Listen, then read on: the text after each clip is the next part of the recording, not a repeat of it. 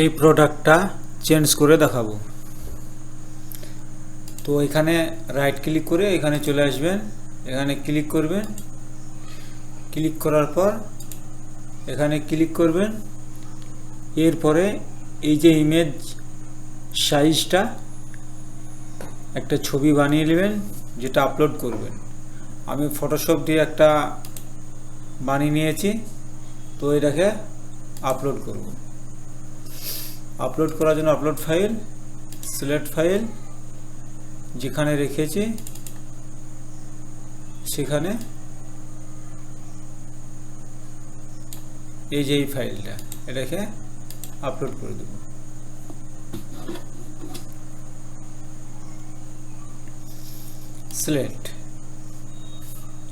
Select করার পর এখানে এটা পাবলিশ করে দেবে।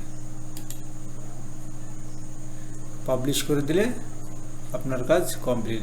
যদি লেখাগুলো চেঞ্জ করতে চান এখানে ক্লিক করবেন, লেখাগুলো এখানে দিয়ে দেবেন। প্রত্যেকটা জিনিস এখানে আপনি চেঞ্জ করতে পারবেন। প্রত্যেকটা জিনিস এখানে চেঞ্জ করার সিস্টেম দিয়েছে। এলিমেন্টার দিয়ে থিম এডিট খুব সহজ। তো আশা করি বুঝতে পারলেন কিভাবে ইমেজগুলা চেঞ্জ করা যায়, লেখাগুলা চেঞ্জ করা যায়। তো এই ছিল আজকের ভিডিওটি। ভিডিওটি ভালো লাগলে লাইক শেয়ার করতে ভুলবেন না।